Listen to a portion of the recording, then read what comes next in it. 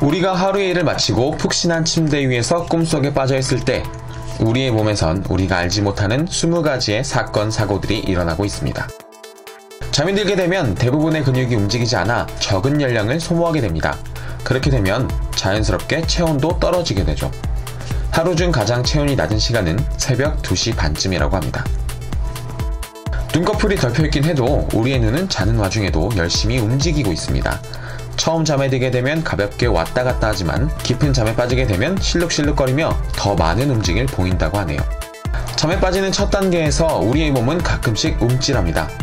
움찔거림의 정도가 강하면 잠을 깨우기도 하죠. 지하철에서 가끔 이런 적 있으시죠? 잠에 들면 우리의 몸은 마비가 됩니다. 만약 마비가 되지 않는다면 꿈에서 하는 행동이 몸을 통해 그대로 나오게 될 겁니다. 그럼 좀 많이 위험하겠죠? 자는 동안은 신진대사가 활발해져서 피부 세포들이 새로 생성되고 단백질의 파괴가 느려진다고 합니다. 미녀는 잠이 많다라는 말이 괜히 나온 게 아닌 것 같습니다. 우리는 낮에 정말 많은 양의 정보를 머릿속에 채워넣습니다.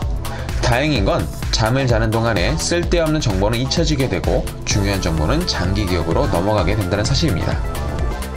다른 근육들과는 달리 목 근육은 자는 동안에도 마비가 되지 않습니다. 숨은 쉬어야 하거든요.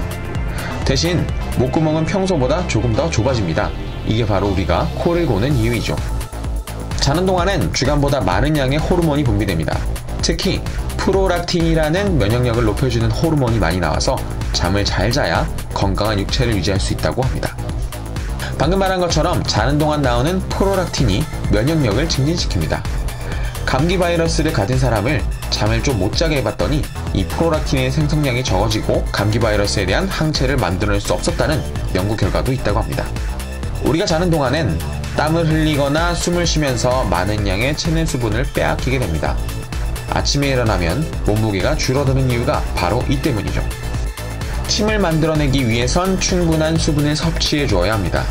하지만 자는 동안엔 아무것도 먹지 않고 마시지 않으니 아침에 입이 마르고 갈증이 나게 되는 것이죠.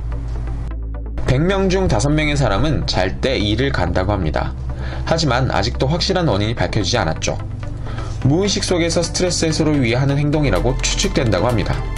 저녁보다 이른 아침에 재는 키가 더 크다는 사실은 이제 잘 알려져 있습니다.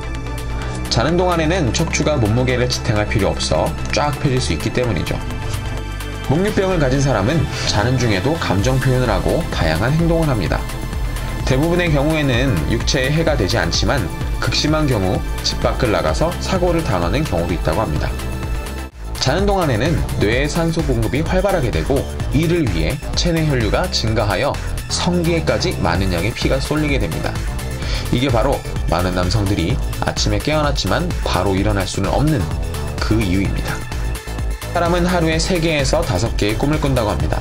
하지만 대부분의 꿈은 즉각적으로 잊혀져서 기억하기가 어렵죠. 사람들은 자는 와중에도 수차례 깼다가 다시 잠에 든다고 합니다. 대부분의 경우 이 깨는 시간이 굉장히 짧아서 다음날 기억할 수 없다고 하네요. 많은 사람들이 자는 동안 수면 무호흡증을 앓습니다.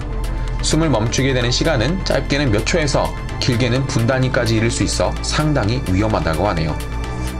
자면서 말을 하는 경우가 있습니다. 웅얼웅얼 거리거나 누군가를 향해 고함을 치기도 하죠.